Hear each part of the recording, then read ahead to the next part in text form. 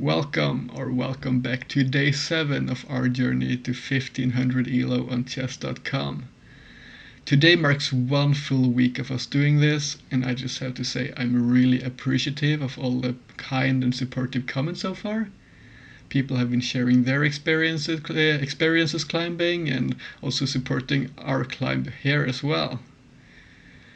Now, on another note, we've just lost 2 consecutive games, leaving it as 1229 ELO as of now, after playing 2 losses at 67% accuracy each. Today we'll try to bounce back, playing our usual opening ace white, 1d4. Today we're playing an American called Benjamin Easter. He's got an ELO of 1332. This is a new move to us, apparently called the Old Benoni defense. I'm not quite familiar with this move. It apparently seems to dislodge our pawn right here. I suspect our opponent is familiar with this move, or rather the continuation of it. So I think we might just avoid any troubles. Maybe through playing something like this and recapturing here. This is probably not the critical response to his move, but we'll try our best. Yeah, he seems to want to target our pawn like this. Straight off the bat, I think we'll just do this and cover after he tries to capture our pawn, or threaten it rather. So where does our white bishop belong? Our light squared bishop rather. I think we'll maybe look at fianchettoing it. We could play c4 as well and get our knight out. But I think we'll go with a kind of mirrored setup to what our opponent seems to be doing. I'm expecting... Okay, he plays this move, probably trying to lock our pawn in place here, along this diagonal. We'll proceed with fianchettoing, I think. Let's do this, and I guess he'll move his knight here, or push this up. He could potentially also look at this move rather, or look to fianchetto his own bishop. No, he locks our pawn himself immediately. And I'm currently looking at moves like this, trying to work at his pawn. But I think we might start doing this, so if he takes, we can probably recapture in a decent manner. As I am unfamiliar with this kind of position, I want to have a proper look at it first, to make sure I'm not overlooking anything. Considering this move, I also noticed this check, but unless he places something, let's say here for example, and we could exploit the check, we will just help him develop. So let's try to go here and push up, I think. Or we should probably castle first to get our king to safety, and then we can start opening up the middle of the board. By undermining this pawn right here, we should be able to open up our own diagonal for our bishop.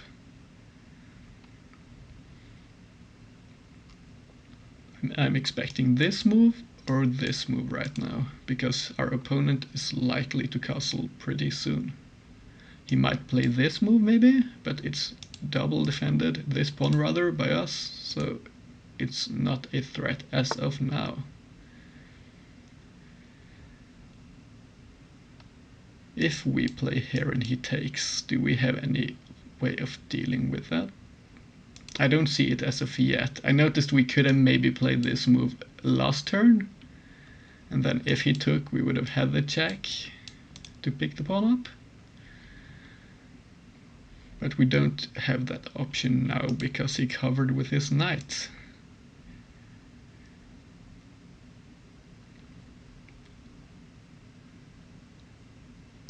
This might be an interesting move. Our opponent probably does not want to play this, and pinning his knight is probably not a good idea either. So I'm thinking of this followed by this and this maybe? I'm currently not seeing any setbacks to this move at least.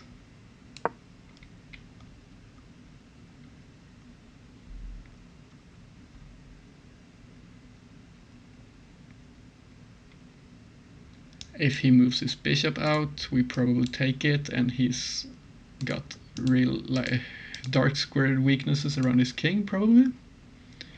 He might castle queenside, but he's probably not doing so for a long time if he's going to do so at all.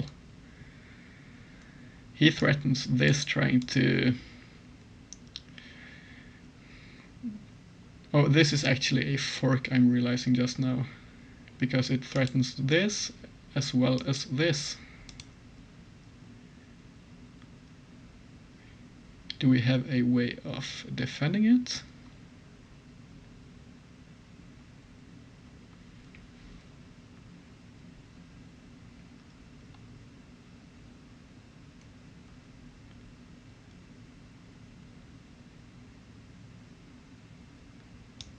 I'm currently looking at this move, but he's probably going to take here then.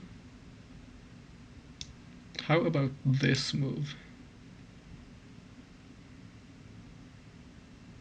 Then he can take here and we are forced to move our knight. This is a pretty tricky move by our opponent. And I was looking at this move perhaps, to try to build up. Then he will probably capture here. Or what about a move like this, and if he captures, then we might have a decent move. I don't really see our continuation here, so we might as well try saving this pawn instead.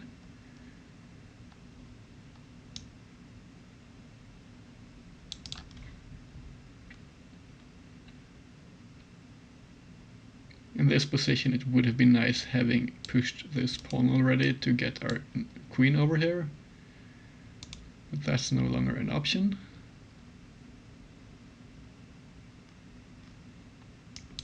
I think we'll probably play this.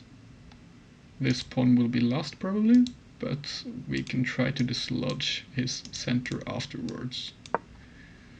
I'm hoping he takes with the bishop, so we'll get the bishop pair, but this is likely to happen. And then we'll probably see this, followed by this capture. And then we probably have to push this up to avoid our rook being taken.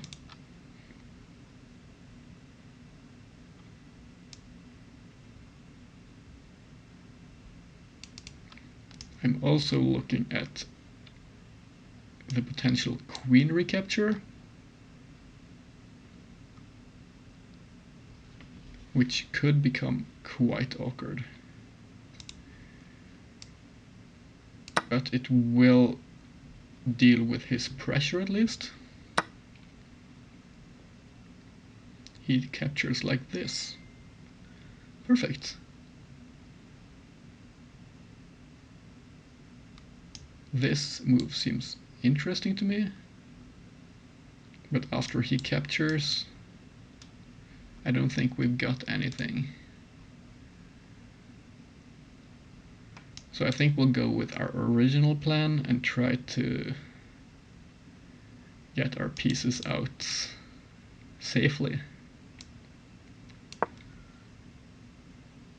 He probably drops back here. I hope he leaves the diagonal so we can try to get some infiltration going ourselves, but that's unlikely, I think. What do we do after this move?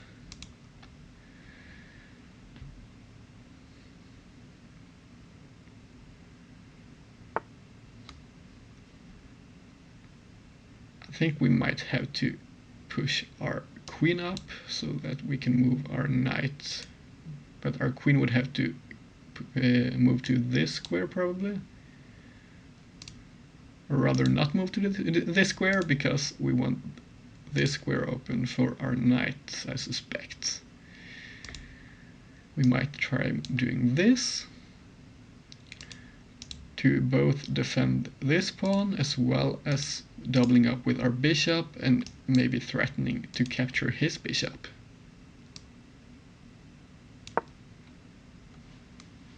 I'm expecting a move that allows castling for him soon, or rather enables it.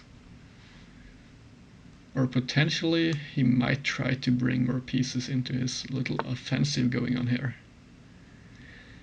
He opts to get his knight into the game, it seems. And I really want to take a look at this move, but after him moving the knight, I don't think we've got any follow-up.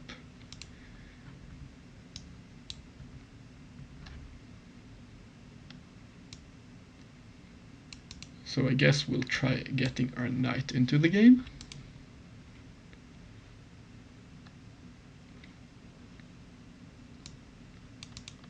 And we might try to reposition it like this perhaps in the long run.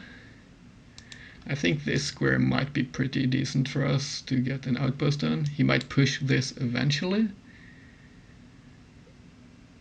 Or after leaving this knight rather, or moving it, we cannot really occupy this square unless we maybe push our own pawn, which we could look at later this game. We'll just proceed and get our knight out and see what happens, and I'm expecting him to castle right here.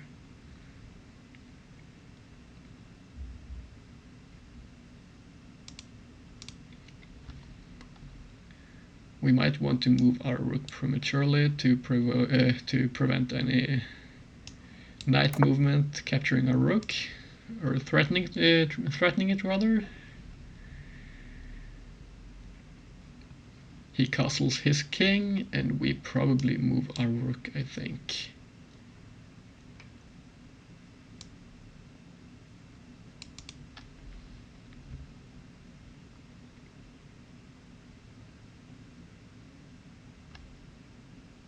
Okay, let's move this and look at this move. The reason we want to get this pawn dealt with is, of course, as we mentioned earlier, to open up our own powerful bishop.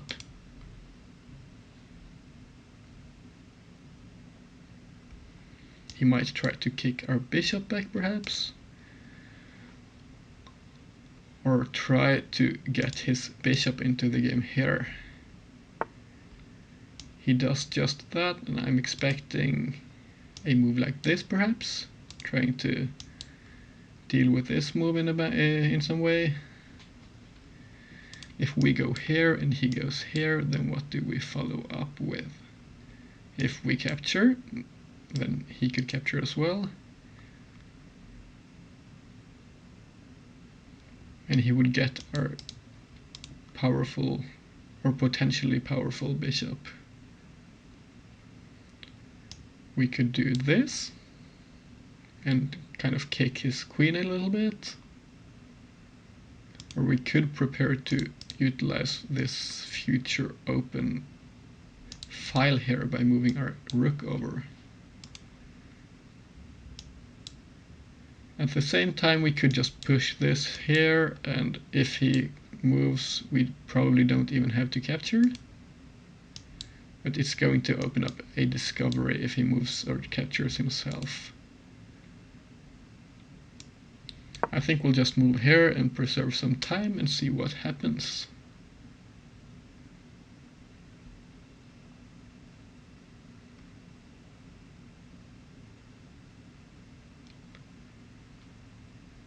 We probably want to improve our knight positioning. And if he captures, that might be our outpost for the time being. I'm expecting this move, but he might have other ideas. He might try this move, which he does in fact play. And then we could probably move our queen out of the way. He's got 2 pieces targeting this, and we've got 2 pieces defending.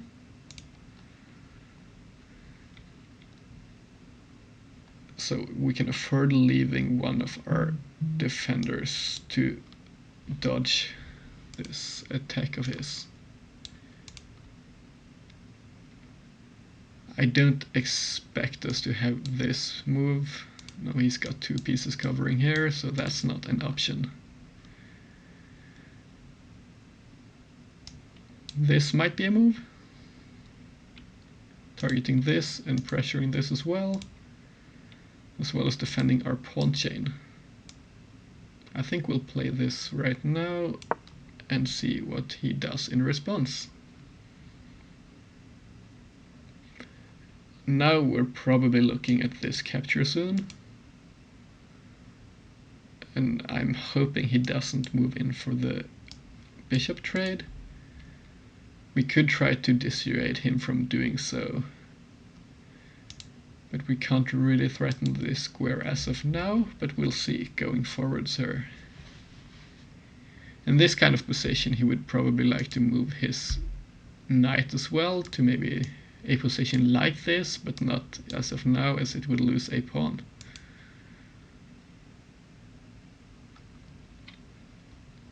He might try doubling up on this file.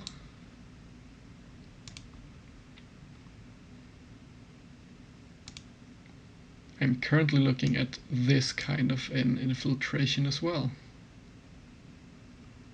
But it doesn't quite work right now, it seems, as he's got this move. He moves his bishop as we expected him to. And I guess we'll cover up here, maybe.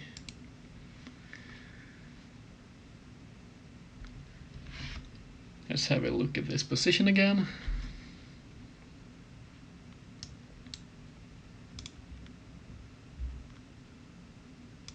I think we'll probably just have to open this up.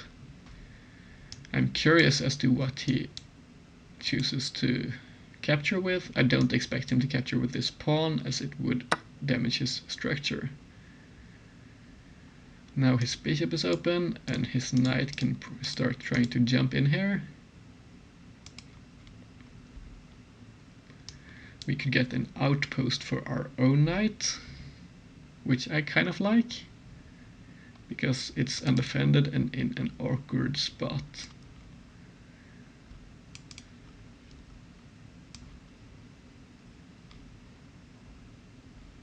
Just have to make sure he doesn't have any powerful discoveries with this, but our bishop is defended, so it's probably not an issue. Here he's got to move his queen, and he can't really do this, as it would double up his pawns if he captures. He might try infiltrating like this, I think. He goes for this kind of a queen trade, and he's probably already calculated what happens if we do this, or so I would expect at least. To me it currently seems to be, no, it's not a free pawn, because if we capture this, then he's got our pawn as well. That's kind of clever of him. So what happens if we do this?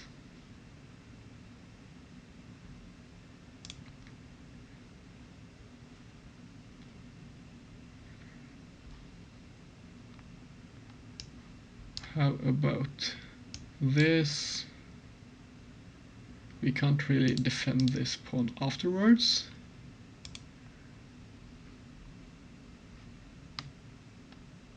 But could we maybe... No, this is not a move to play.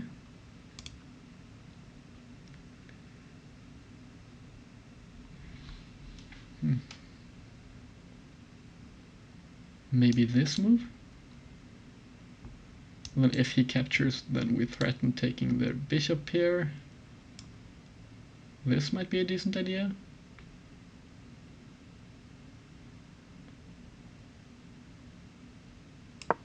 Let's go with this.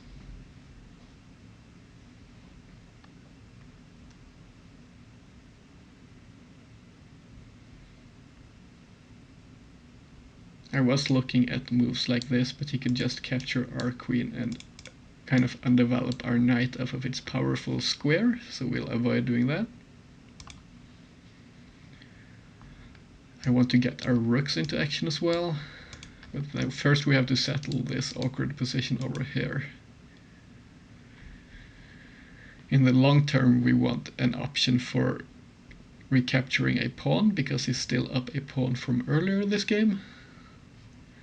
But we might also try to get an advantage tactically and win a piece.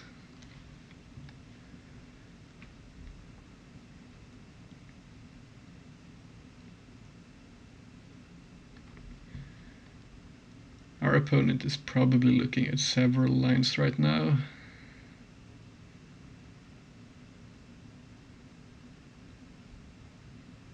I'm curious as to what he's going to play. It's difficult to kind of predict his move in this position, I think, but he does this, which I think is kind of what we wanted him to, because it might allow us to get the bishop here.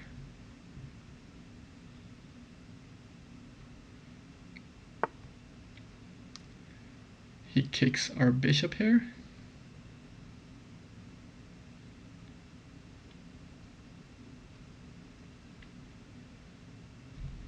So let's calculate this line.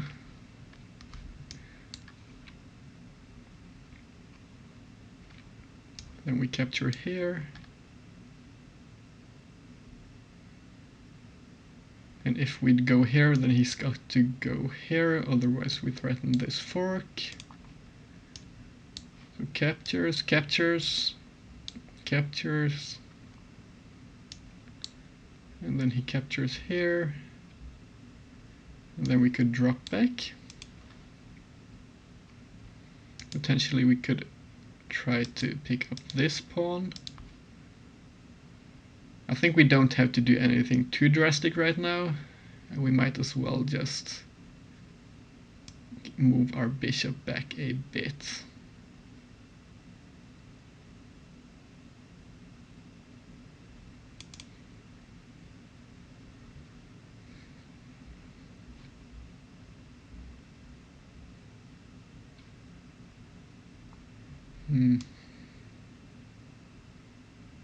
Let's move it here.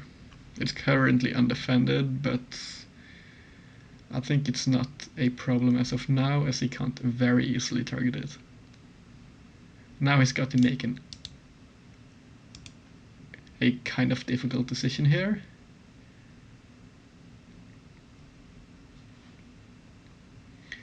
We probably have to speed up soon, as our time is running low. But the position might become easier soon if we trade some pieces.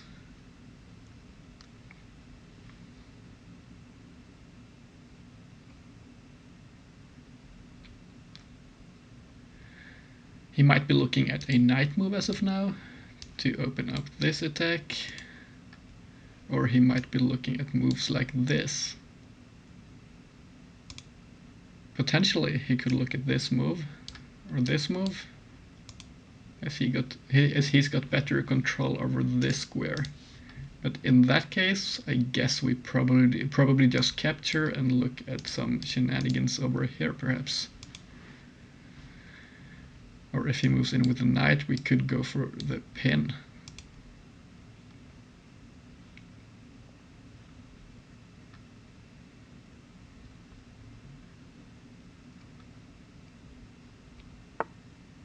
So he moves his rook up to try to double his rooks.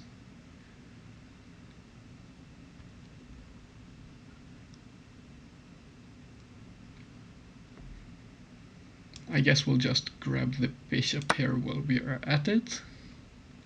He's gonna capture like this, and we can get his at least one pair of rooks off the board. We might want to reposition our bishop as well. Although it's kind of in an awkward position because of this bishop. This square would have been better, but I didn't like it. Our bishop getting targeted by his rooks down here.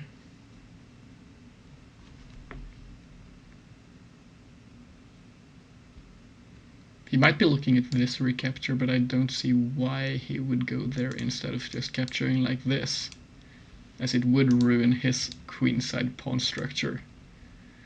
So after this move,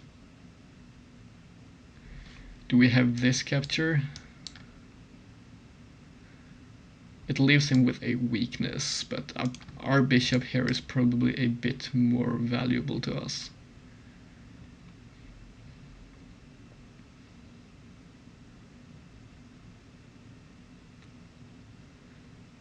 I would have wanted this kind of a remaneuver here, but his knight captures, or rather defends, these squares here.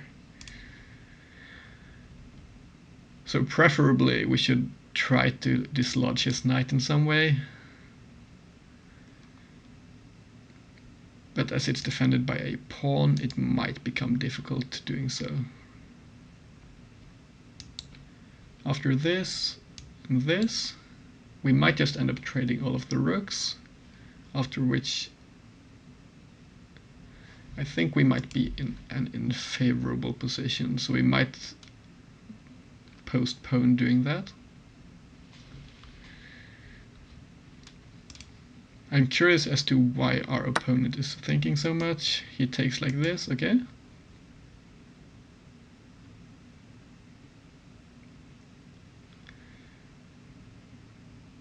And now we could be looking at this kind of a move, as we mentioned.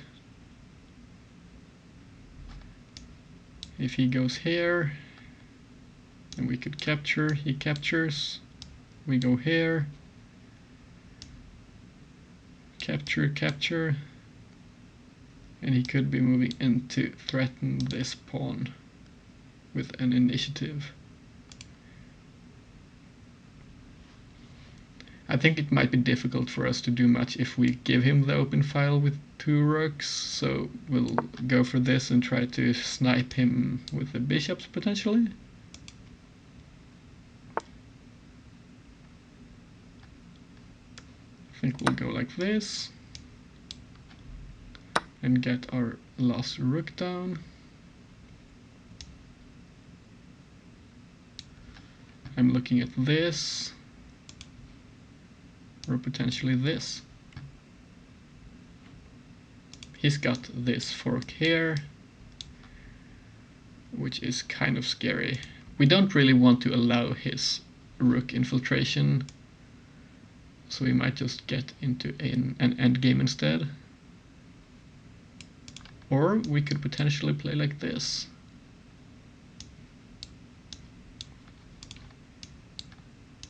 This might prove to be a bit scary as well. So let's move like this and prepare for the recapture.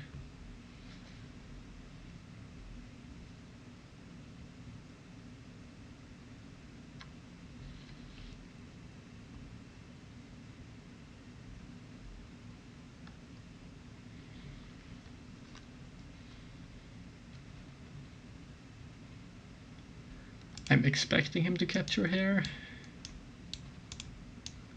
Down this file, we recapture here.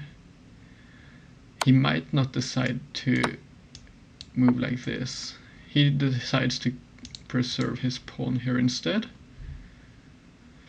And this is going to be interesting, trying to convert this position.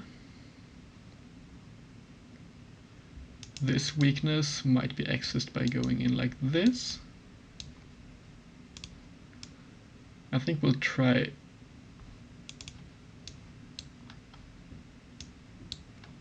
we don't want to drop this pawn though. How about we do this slightly differently and move our bishop here instead. If he goes here, we probably trade and we can try to centralize our king in some way. He's up 1 pawn in an endgame, but if we play this well and he blunders, we might try to play for the win.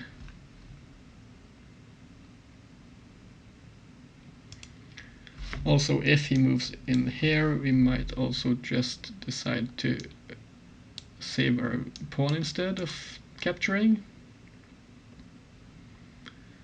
As it might be unwise to give up the bishop here prematurely. Alternatively, we could argue this leads to an opposite color bishop endgame, which is probably going to be a draw. He moves like this. This loses a pawn, which is pretty good for us. We'll just capture this and preserve some time. After this, we could move like this probably.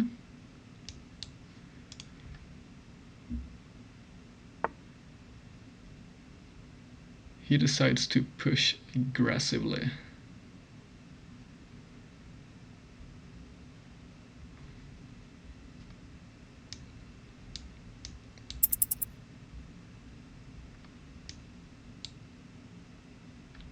I think this might be winning. It's at least not losing, I expect. This gives him a kind of passed pawn, but it's in the middle of the board at least. He has to capture, so I'm just expecting the immediate capture. After this, he could try pushing. Let's calculate this a bit.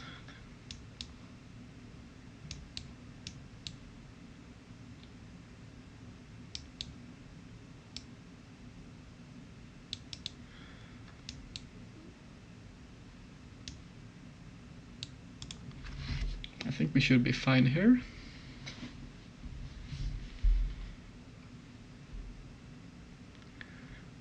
We are always in time to centralize our king and pick up the pawn, which is pretty good for us.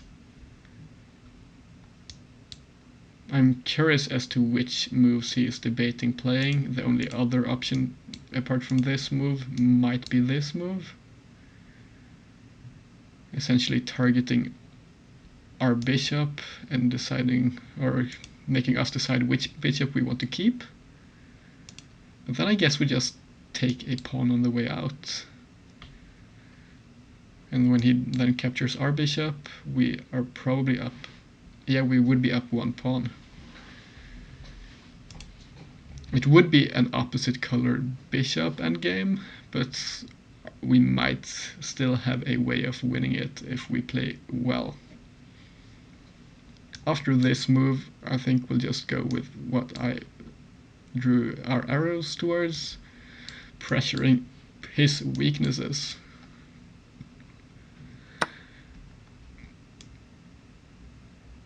Let's go here.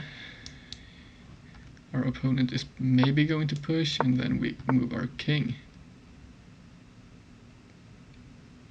Currently we might have this move.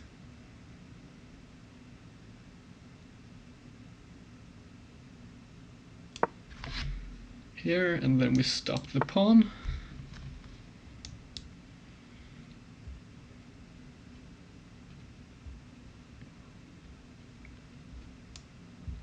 I think this might be forced. He could play this move, and we could push, probably.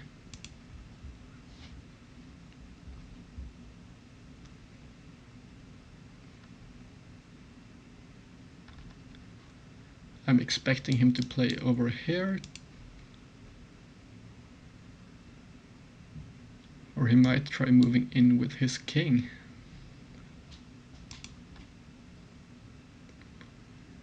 We might want to find an alternative way of hitting this pawn so that his king is forced here to trying to defend it. I'm liking this pawn majority over here, So we might try to create a passed pawn over in this direction, keeping this stalemate all in the meanwhile rather.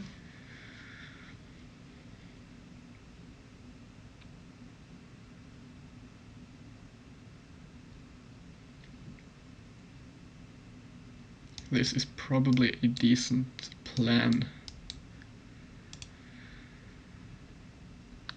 So we either win this or we might win this over here.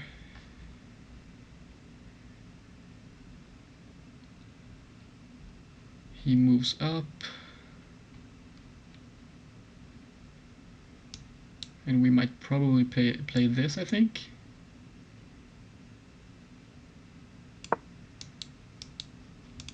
He could try to push. He does this instead. I think we'll keep this stalemate going and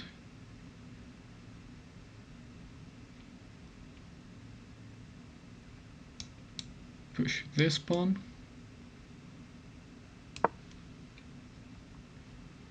Trying to go for this passed pawn over here, as I mentioned. And trying to stretch his resources as thinly as possible.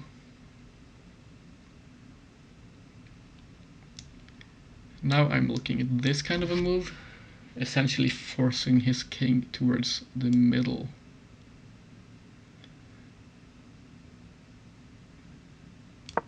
We go here, and his king has to defend his pawn probably.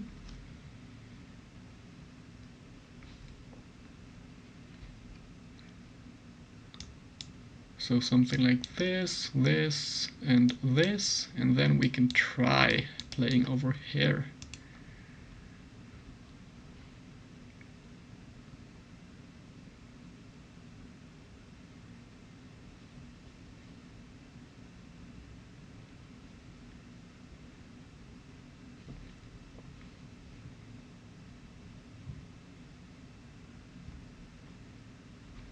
I think this move is probably forced, although I'm not quite sure. If our opponent finds an alternative to this move, I'm curious as to what it would be. Because he's got to defend this pawn, I expect. He might try striking somewhere else first, and then playing it.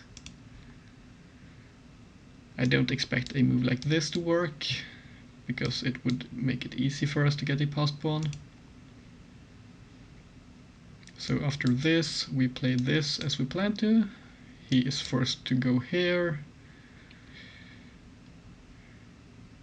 I don't know whether we should play this or this first. Probably, I suspect, we should play this move first, or this perhaps. We shouldn't put both of our pawns here, because then he could move his bishop and win one of them, I think. Unless we move back here, and then we're kind of dancing with our bishops, and that's not really in our best interest, I think. We are trying to look for a win. He goes here.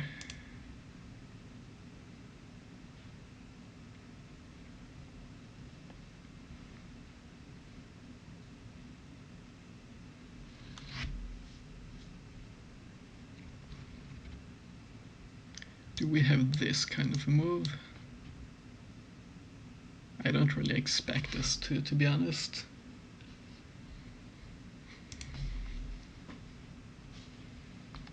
This is probably forced. I'm seeing no alternative, at least, to playing that move. And I'm really optimistic about pinning his pieces down to defend this pawn.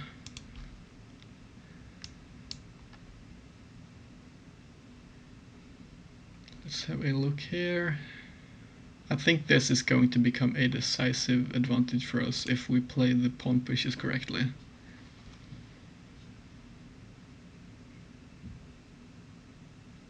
I just think we have to be careful so as not to play like this. It might work, following this kind of a move. He plays here first. So let's have a look. This seems to win a pawn immediately and centralize our king as well. I think we'll just play this and capture. I'm not seeing why we shouldn't.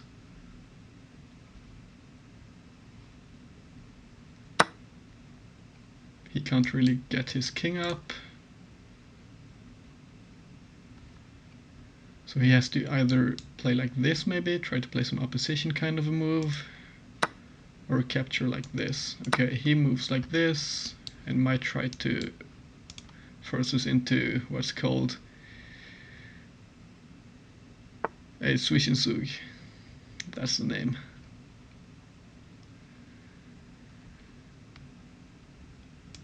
I think we'll move like this, forcing him to capture, and we get a passed pawn.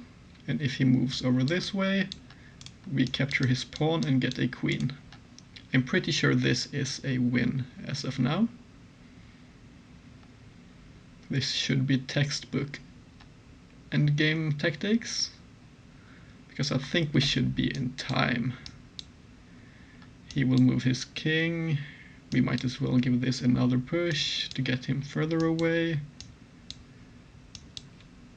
Captures. We capture here and we should just win the game. Perfect.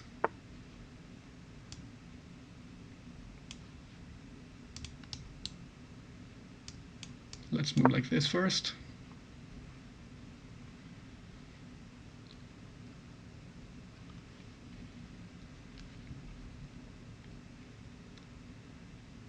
This is probably going to be a good game to look at if we want to improve our endgames. Our opponent realizes he is in a lost position and resigns.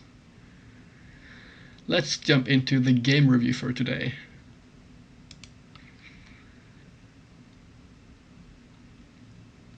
We played with an accuracy of 83.6 and our opponent played with an accuracy of 77.4. This is pretty optimistic following our 2 losses in a row with 67% each. So we luckily bounced back, but I see we made some mistakes here with 3 inaccuracies, 3 mistakes and a miss, so I'm curious as to how we should improve. I'll turn the lines and evaluation on to make this easier to follow. And let's get a look at this. Apparently we played a book move as in response to a c5 move. I was curious about this because I'm unfamiliar with this position. Straight off the bat it seems we got a decent position. And at this point already we had a 0.6 advantage. This was apparently the wrong approach though, and it lost us our advantage. And this was a mistake. Apparently we could give up this pawn I was looking at. And if he captures here, then we've got queen to d3 apparently being a winning move. I guess it's a matter of getting a developmental advantage, but I wasn't quite confident in this kind of move. So instead we played this, opting for this kind of a move as a follow-up. He captured, we captured, apparently not the best move, but it was doable, or playable rather. Apparently here the queen move was the better option, either forcing the queens or generating dangerous pressure down this diagonal. We went like this, he went back, and this was an inaccuracy. Apparently this rook move was better.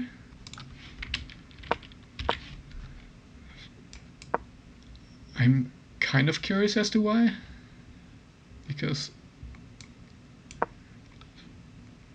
I guess we are expecting the middle of the board to open up and our potential capture here if our pawn pushed up, and then this might open up. Or it could be because it's an immediate pin towards the king, so this becomes immediately capturable if he doesn't play this. Yeah, as I'm seeing this, it's actually saying so in the evaluation. And then this move seems to be possible, right? No, that's not the move to play. Apparently the queen should be the one capturing. This seems dangerous for black. Apparently it favors black for some reason, but it seems scary at least. This was apparently an incorrect move. We should have went up to a3 with our queen. I'm seeing now why the move would be good, because it denies him castling. He does proceed to castle, and we move up here and go for some decent moves here. At this point, queen a3 seems to be the wrong decision, and we should have moved to d1. At this point, he's got a decent advantage after we capture, and here we should have actually captured his queen. I think both of us assumed this was not as bad as it was, and I'm curious as to why this is decent for us rather. It's because of this follow-up move, which is a fork, after which he would play this capture and we would be up an exchange. I see. We missed that in the game and went for a different queen trade, which favored him. We went back to apparently the correct square, restricting his knight. We got the bishop pair, and in this position, trading the rooks off was the better option apparently. We got the free pawn, which was his first endgame blunder. This capture was also correct, but we should have pushed our pawn here for some reason. I guess it's because our queen is able to centralize earlier, utilizing this square instead of the f1 square. He pushes, we move as well, and apparently he should have kept on pushing, because us getting to this square here was detrimental to his position. This was a slight mistake by us, as the computer seems to want this f3 move as quickly as possible. It seems to have identified the idea of getting a passed pawn over here, moving like this, this, and this, much easier and quicker than we did. Well, we did do so eventually, and this was apparently a slight mistake, not a large one though. And we got to this position. Apparently we should have captured on b5, but we did not. But we managed to trade into this decisively winning endgame. Here we played a couple of moves, and he resigned after realizing we would have gotten a queen. Well, that's it for today's game, and thank you all for watching to this point. Today we managed to jump back out of our losing streak of 2 games, and we got back up to 1271 rating, leaving us probably 1 game away from crossing 1300 again. I'll see you all tomorrow. Bye bye.